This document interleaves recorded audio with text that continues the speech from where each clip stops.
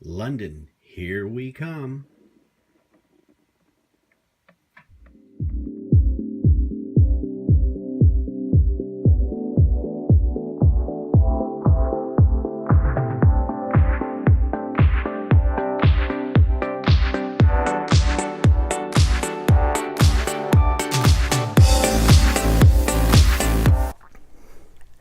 Hi everyone, it's Stephen here for Bland Designs, and this is my weekly vlog. It's vlog number 39 on October the 9th, 2017.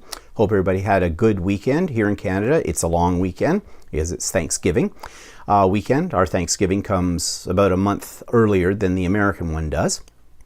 And so, just been doing some running around this morning, getting things packed and ready to go because tonight we fly to London, England. And so have to get my suitcase packed and do other little things around the house here, last minute wash, that kind of thing. And just as I was setting up for the vlog this morning, one of the shelves that you can't see that are below my workbench here decided to fall over and dump everything off onto the floor. So I just finished picking that up. So I may be looking a little hot and sweaty here from doing all that. So anyways, what are we going to talk about today? Well, let's see. I went up to Aurelia, as you know, and I did a special live video last week about this, but the haul that I got at Kapers up in Aurelia, a neat little scrapbook store. And if you want to see what I got and know more about it, then just look for the live vlog. I've got it listed down below in the notes, so you can go there and check that out. I did some printmaking as well this week, and I did a video of it with Geli plates and Oxide inks as a bit of an experiment. I think I called that crap number 17 video, Creative Recreation and Play, and that's what crap stands for. So you can see that in the links below for that. And making background paper from scratch, and I think I've mentioned this before, but again, I'm really liking this. I'm not sure what I'll do with these papers, but there's lots of things you can do with them. So I do believe I've shown you this one before. And all this is scratch paper. It's paper that I was using underneath other things when I'm spraying or using stencils, things like that. And this is the one that I had left over from doing some Geli plate printing. You can see it's quite a size. And I'm adding more things to it. There's actually a baby wipe on here too. You wouldn't know it, but there is with all the colors in it straight down. It's hard to show it. Right down here, that's baby wipe. I'm not finished with this yet. I'm going to do some rubber stamping over top of it, maybe some more stenciling, things like that. I quite like making them. They're fun to do. They're kind of mindless in terms of that you don't have to, oops, hit the microphone, that you don't really have to think about what you're going to do with them, and you can't really wreck it. Comes out good every time. And then you can cut it down later and use it, you know, as background, as background for art journal pages, scrapbooking, cards, things like that. Cover a journal with them, whatever. So, waste not, want not.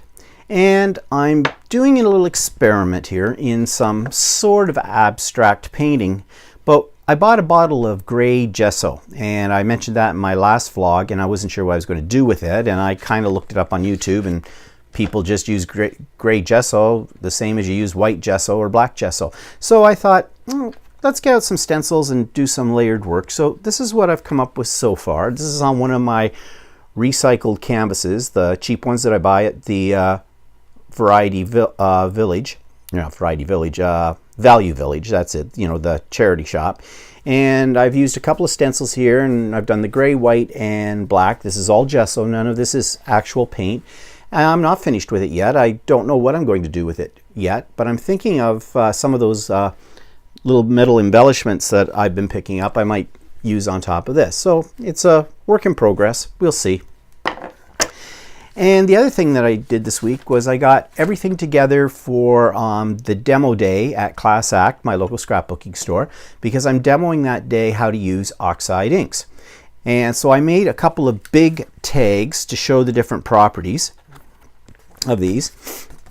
And I'm sorry, got a little bit of a sniffle today. Figures I'm going away and I get a sniffle. So here's one, all with Oxide inks, with the exception, of course, of these things down here. Those come from the Tim Holtz Paper Dolls collection. here's another one. This one's on black. That's the beauty of oxides. They will work on black as well. And the last one. So these I'll have on display, and I'm going to do a make and take with some smaller tags with people when they come into the store. But that's going to happen the weekend right after we come back from England. So I want to make sure I had everything ready to go so there'll be no scrambling around at the last minute. So got those done. And what else? Yeah, that's about it. That's what I've been working on. So YouTube channel of the week is one called Dad Sews. And it is as it says. This is a guy, he's a father, and he sews. And he's kind of, well, watch the video and you'll hear what I have to say about that. This week's YouTube channel is one called Dad Sews. Now this is a little unusual because the guy who's doing this video is just that. He is a guy and he's sewing. And he kind of takes the mystery out of sewing because he doesn't use a lot of technical terms, and he shows you both his successes and his failures, and he explains why things went wrong. He's kind of an amusing guy to watch as well, and he has some unique projects, and it's all done from a man's point of view. So I've learned a few things about my sewing from his videos, and you might be able to as well, especially if you're a beginner. So that's Dad Sews. Check it out. Okay, so he's worth checking out, even if you're an experienced sewer. He's got some interesting ideas, and he's very approachable, especially for people like me who are trying to learn how to sew. Okay, so what have I got down in the box below? Well, I've already mentioned I've got a link to Paper Kapers haul, and there's a link to the Geli prints using Oxide inks. And okay, we did the link to Dad Sews is down there too, and Stephen and Walter live from this past Saturday.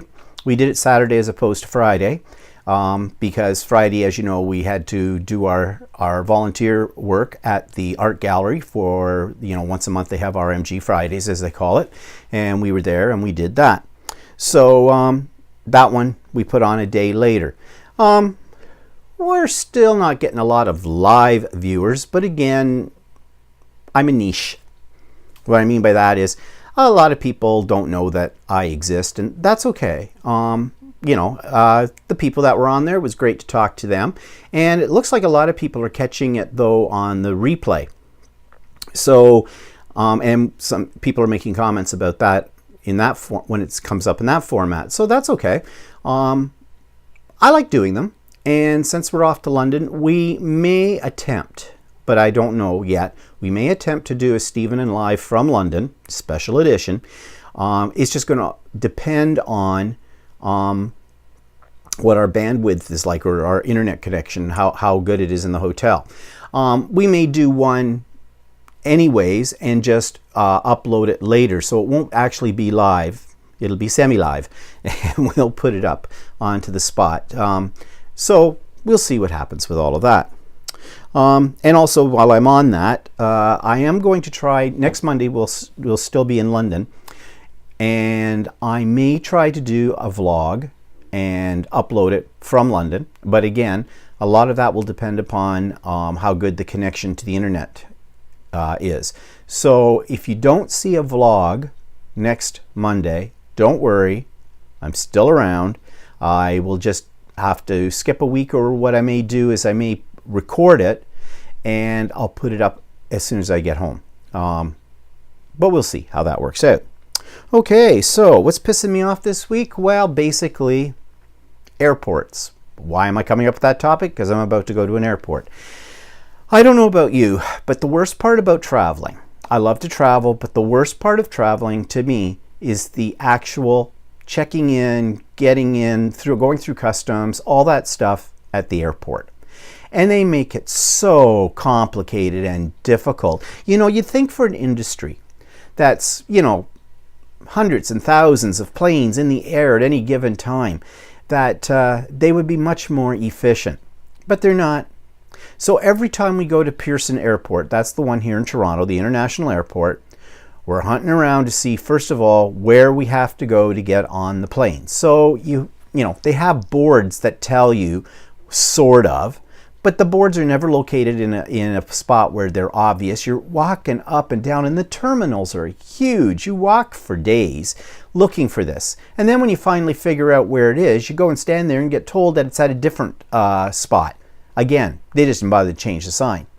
Then you don't know, with all this electronic checking in, you can print your boarding passes in advance at home.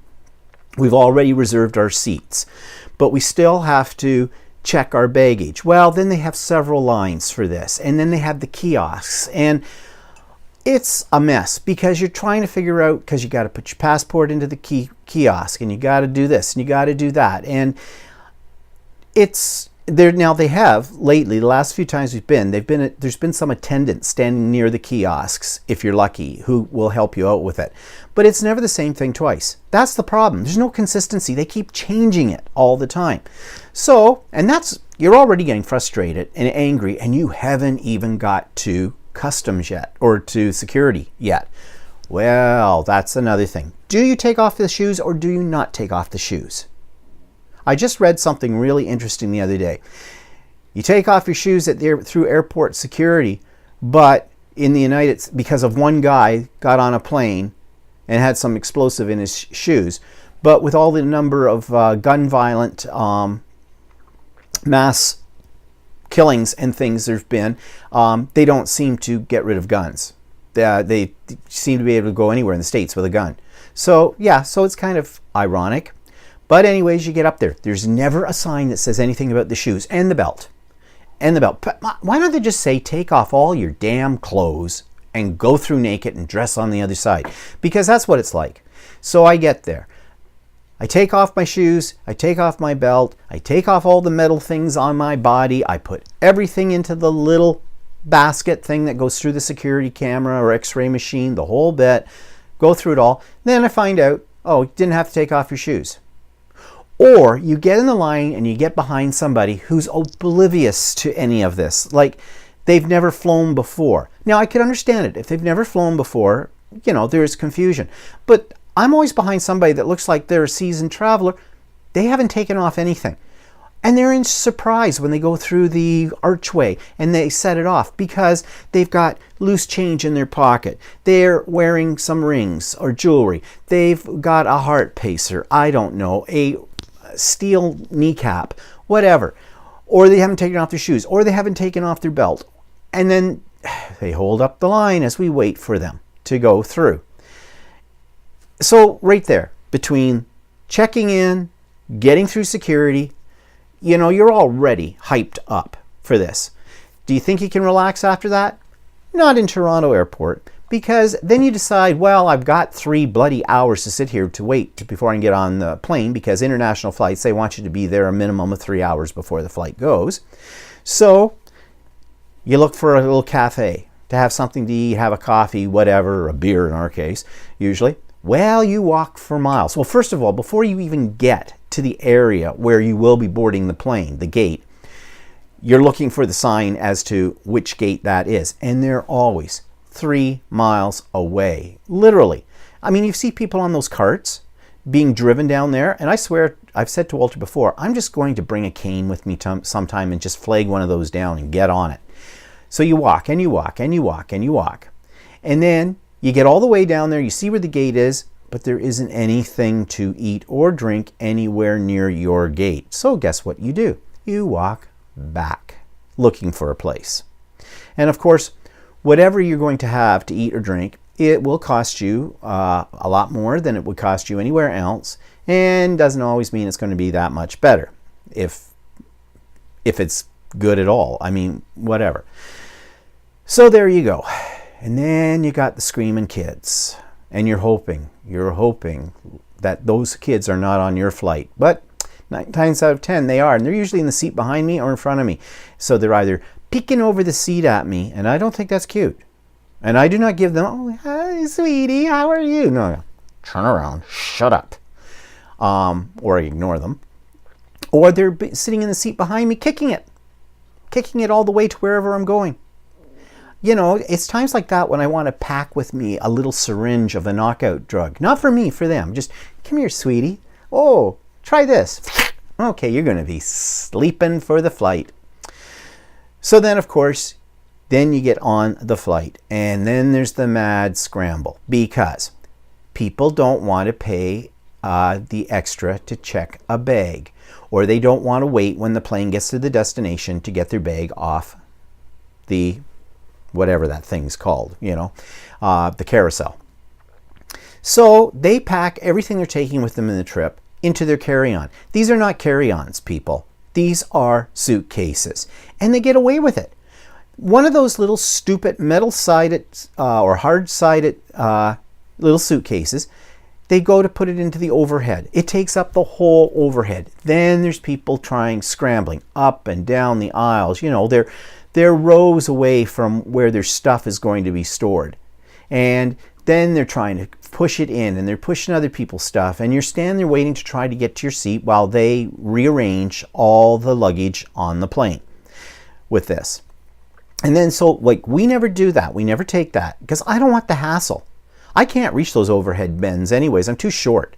So what I take with me as my carry-on is very minimal. It's usually my camera stuff, my electronic stuff. It's in a bag that goes over my shoulder, and it fits right underneath the seat in front of me. No problem, all there. But then you get the ones who try to jam more stuff in those underneath the seat, and they won't fit, and you're sitting next to them. So it's overflowing throughout the whole flight on top of you, or they're reaching for it constantly on the flight. And I'm sorry, it's usually a woman doing that, because you see, the women have, the rule is you can take one carry-on plus an over-the-shoulder bag. That's for the women with purses. Those are not purses, ladies. Those are another suitcase because they've got a huge bag and it's got everything they own in it. And then they're trying to cram it into the overhead, or if they can't get in there, they're trying to cram it in the seat underneath, and it will not fit. And throughout the flight, there's always something they need out of that bag. So they're reaching under and they're pulling it out, and it's on top of you, and it's over there. I'm sorry. Oh God. I take it back what I said about drugging the kids to knock them out. I should just drug myself, and then I'll be out and I won't have to worry about anything.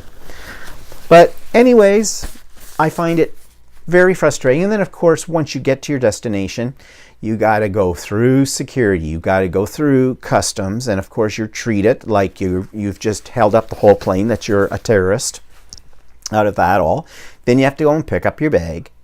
And everybody lines up right where the bag drops out. Excuse me.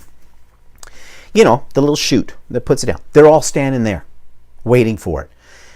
We go to one of the other ends. We figure it'll come around eventually, but they're all there and they're all dodging in between everybody else trying to get their bags. And what the number of bags some of these people take for a trip, I don't know how they manage it.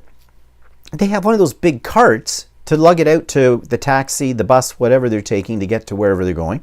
And they have like 10 bags for 2 people. Huge suitcases, all matching luggage, the whole bit. And the ones with kids, it's even worse because they've got every toy that kid owns at home packed in there too. You see on top of the suitcases these little stuffed animals and dolls and all this other stuff, and they've got these kids in tow. Oh, another reason why I'm so glad I don't have kids. Because, I swear, if you could open a window on an airplane at 35,000 feet, I'd be chucking kids right out that. Here, darling, open the window, get a bit of fresh air. Yeah. And I'm serious about that. Sorry if you're offended about it. Sorry if you got kids. I'm really sorry for you if you've got kids. Really. But no. So the whole adventure of flying, that's why they serve booze. I can see why some people, as soon as they get on the plane, start drinking. I'd like to, but that's another thing. They kind of come around eventually when they're going to give you a meal and ask you if you'd like a wine or beer. And of course, if it's an international flight, usually that's included in the flight cost. But if it's a domestic, no, they may not even do that, or you have to pay for it. But either way, and you never see them again. They come once, that's it, bye-bye. And of course, I love the food on an airplane not. Oh my God. The first time I ever flew, it was such an adventure and I was so overwhelmed. I'd never been in an airplane before in the whole bit. I even thought the food was good. My mind has changed on that now. In fact, I don't think I ever finish it. And I look at it and go, okay, green slime and a piece of bread and a spork. You know, plastic fork spoon combined in one kind of a thing. Because, you know, I am going to buy plastic flatware and I am going to threaten somebody with it. I will bludgeon you to death. Damn, broke a tine. So, whatever. So how do I survive all of this in the trip and not get off the plane already frazzled out and need a vacation from the vacation sort of a thing? I watch the movie. Depending on what their system is like, I have my iPad with me. My iPad has my books on it, my magazines are on it, my videos are on it. I can watch those. And because we're going at night, and it's about a 6-hour flight to London, I will try to sleep as well. But we'll see. I may be lucky and there won't be a little kid behind me or in front of me disturbing my rest. So what's pissing me off? Airplanes or airports. I just have to keep in mind, it's the end of the journey that counts. Everything else will be fine. Just chill out, don't worry about it. Have a couple of drinks before you get on the plane. Okay, so I'll let you know how that all works out, all right, when we come back. So that's what's pissing me off this week. Okay, I don't have any technique tips. Well, actually, no, I'll save that for the inspiration, but I didn't buy anything new this week. I did get something, it's really not new. We were at my sister's yesterday for dinner, for Thanksgiving dinner, and you know that I have a serger, and it used to be a serger that belonged to Walter's older sister who passed away about 10 years ago or so. And so she had 3 of them actually. So his other sister got the best one of the 3. We got the middle of the road one, and my sister got my sister-in-law's old machine, her first one, which was a cheaper machine. Well, I was talking about serging or something, telling I'm making these napkins and all that kind of stuff, and my sister said, yeah, she never uses the serger she's got. She says, it doesn't work. And I said, well, she says, and it's a bitch to thread. And I said, yes, they are. But she says, well, I don't know. She says, it's not worth taking and having it fixed or do whatever. She says, because I'll never use it. And I said, well, give it to me and I'll see if I can fix it and whatnot. So I've got a second serger. I don't know what I'm going to do with it. I don't know. I haven't tried anything on it yet to see what condition it's in and whatnot, and whether or not it can fix it and whether it's worth fixing or not. I'll see. But I have a second serger. I like it. It's a machine. You know what I mean? Okay, so it's from the inspiration from YouTube this week. Not a heck of a lot. I got 2 things though. I saw on somebody's YouTube channel, they were doing some collage work, and they had a little plastic box, you know, a little food saver kind of thing, and in it they had these sponges that were lining it. They were all kind of forced in there so they wouldn't fall out, and she was using that as a glue box. Basically, she takes white glue, squirts it all into these sponges and into the box and everything, lets the sponges absorb the glue, and then you just take your strips of paper or your little ephemera, whatever you're doing, just dip them in, run them across the sponge, and it's got glue on it. And I thought, well, that's not a bad idea. So when I come back from the trip, I'm going to make myself a glue box and see how that works out. And of course, you want to have a box that has a lid on it that's airtight so that your glue, of course, doesn't dry. So we'll see how that works. And my second tip is my own idea. Now, I say it's my own idea because I came up with this myself, but I am sure other people that are a little bit more intelligent probably thought of this a long time ago. But you know those Wink of Stella markers, these things, okay? I buy the clear ones, but they don't last very long. They're like a water brush, if you've never seen one before, but they're filled with glitter, and this is a clear glitter, so it gives a nice little sparkle to things. And I actually use them on the butterflies on this tag. I don't know if I can see if there's a little sparkle. I don't know if you can see that, but I really like them. But as I said, they're expensive and they run out fast. Now, one tip for extending them is when you think you can't get any more out of it, open it up, and this bottom part twists off, and you can pop this out or leave it in and just put a little water in it, If you squeeze it, it'll suck the water up, and it'll kind of clean off any of the glitter that's stuck on the inside of the barrel, and that gives you some more. But when it's completely dry, here's what you can do. There is a medium that you can get at an art store, probably get it at Michael's. It's called iridescent medium, and it comes in a little bottle, and it's fluid, and it is what it says. It's basically like a sort of a thin, watered down matte medium that has glitter in it, mica or something like that, something shimmery, and you can paint with it. What I did was, well, I did two things with it. First of all, I took some of that out of the bottle it came in, put it into a spray bottle, added a little bit of water. It says you can dilute it up to 30%, and now you've got a glimmer spray, and it dries clear, like the binder that's in it dries clear, and then you have sparkle. But then I got thinking, why not just take that same solution and pour it in here? And it works. It's a lot cheaper than buying a new one of these all the time, and it does the same job exactly. So that's iridescent medium mixed with a little bit of water. Put it in your empty Wink of Stella, excuse me. Put it in your empty Wink of Stella pen, or even a water brush. And you get water brushes relatively cheaply at art supply stores and at Michael's, whatever. So you can just take a water brush and fill it with the iridescent medium and water, and away you go. You've got your own Wink of Stella, or as I would like to call them now, Wink of Stephen. Okay, so what else? I've already mentioned that we had RMG Fridays, and I didn't really do a video of it. It's not a problem taking pictures of the artwork that's there, and the display right now is sensational because they've got all kinds of really great stuff. In fact, this is the first RMG Friday where I think I saw a lot of people actually spending some time with the art, studying it, looking at it. But we had Group of 7 there. We had Painters 11. There's an Andy Warhol.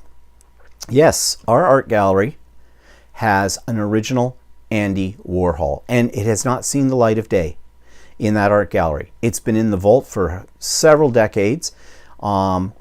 And even the staff, a lot of the staff have never ever seen it. And so they brought it up for this particular show this time. I'm not a fan of Andy Warhol. In fact, I don't think his art is all that great. Well, he was a commercial artist. He did advertising. But I think his art has become popular because of him, because of his personality or who he was. I mean, Andy Warhol was a weirdo, really. But he was out there and had celebrity status in the whole bit, and so his art takes on the same qualities as that. I could be wrong. Maybe there's something I'm missing in it, but I don't hate it. It's interesting, but I don't really get my knickers all into a knot about it. So anyways, it's nice to see it though. Okay, so we're off to London. In a few hours, we got to drive into Toronto and get to the airport and go through hell to get on the flight. And as I said, I'm going to try to vlog from London and possibly do some little special little clips of various places we go when we're in London. This trip, we are going to venture further out on the tube than we ever have before when we're there. We've been to London several times, love it. But now we think we'll go out further into the outskirts of London, wherever the tube goes, because we've been doing some research and there's some interesting spots, you know, outside of the central downtown core. And Walter's also put together a list of scrapbook stores or art-like stores potential that we'll go and visit. So I'm purposely packing the minimum. I said to Walter, I weighed my suitcase because you're only allowed about 23 kilograms, I think, in your suitcase, about 40 pounds, something like that. And I don't think I've always come very close to the limit when I packed for a trip. This time, got lots of room, lots to spare. I think it weighed out at about 13 kilograms. So I'm good. So that means that I'll have room to pack if I buy a few things when I'm over there. I can put those in the suitcase, no worries. In fact, I'm going to throw out clothes when I'm in England, okay? I'm taking ratty underwear and ratty undershirts. I'm not going to bring them home with me. They're going out. So that gives me more room in my suitcase, okay? Shh, little secret. A little gift from Canada to England, okay? I could look at it that way. Okay, so that's what's coming up. That's the week that was. And I hope you have a really good week. And next time you see me, it may be from London. So have a good one. Bye for now.